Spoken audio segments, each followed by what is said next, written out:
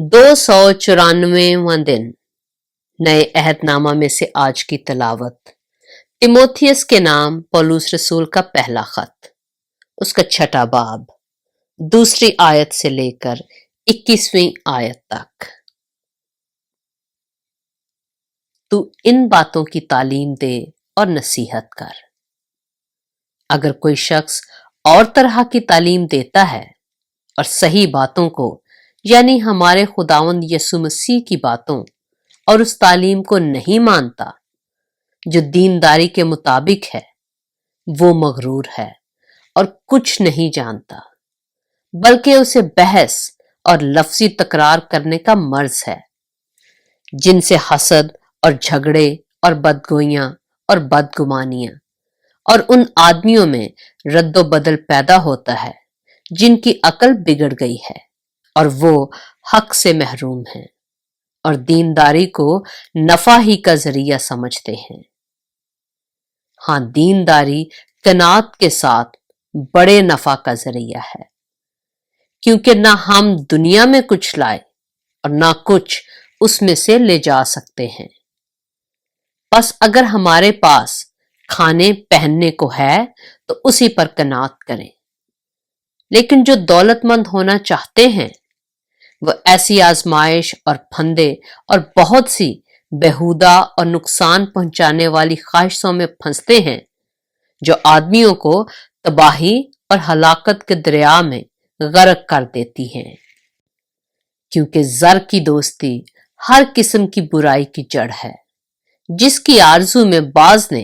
ایمان سے گمراہ ہو کر اپنے دلوں کو طرح طرح کے غموں سے چھلنی کر لیا۔ مگر اے مرد خدا، تو ان باتوں سے بھاگ اور راست بازی، دینداری، ایمان، محبت، صبر اور حلم کا طالب ہو۔ ایمان کی اچھی کشتی لڑ، اس ہمیشہ کی زندگی پر قبضہ کر لے جس کے لیے تو بلایا گیا تھا اور بہت سے گواہوں کے سامنے اچھا اقرار کیا تھا۔ میں اس خدا کو جو سب چیزوں کو زندہ کرتا ہے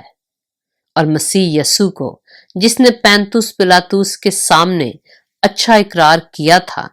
گواہ کر کے تجھے تاکید کرتا ہوں کہ ہمارے خداوند یسوع مسیح کے اس ظہور تک حکم کو بے داغ اور بے الزام رکھ، جسے وہ مناسب وقت پر نمایاں کرے گا، جو مبارک اور واحد حاکم، بادشاہوں کا بادشاہ اور خداوندوں کا خداوند ہے۔ بقا صرف اسی کو ہے اور وہ اس نور میں رہتا ہے جس تک کسی کی رسائی نہیں ہو سکتی، نہ اسے کسی انسان نے دیکھا اور نہ دیکھ سکتا ہے۔ اس کی عزت اور سلطنت ابد تک رہے، آمین۔ اس موجودہ جہاں کے دولت مندوں کو حکم دے کہ مغرور نہ ہوں اور ناپائیدار دولت پر نہیں بلکہ خدا پر امید رکھیں، جو ہمیں لطف اٹھانے کے لیے سب چیزیں افراط سے دیتا ہے، اور نیکی کریں اور اچھے کاموں میں دولت مند بنیں اور سخاوت پر تیار اور امداد پر مستعد ہوں، اور آئندہ کے لیے اپنے واسطے ایک اچھی بنیاد قائم کر رکھیں تاکہ حقیقی زندگی پر قبضہ کریں۔ اے تیموتھیوس، اس امانت کو حفاظت سے رکھ، اور جس علم کو علم کہنا ہی غلط ہے اس کی بیہودہ بکواس اور مخالفت پر توجہ نہ کر۔ بعض اس کا اقرار کر کے ایمان سے برگشتہ ہو گئے ہیں۔ تم پر فضل ہوتا رہے۔ پاک کلام کے پڑھے اور سنے جانے پر خداوند کی برکت ہو۔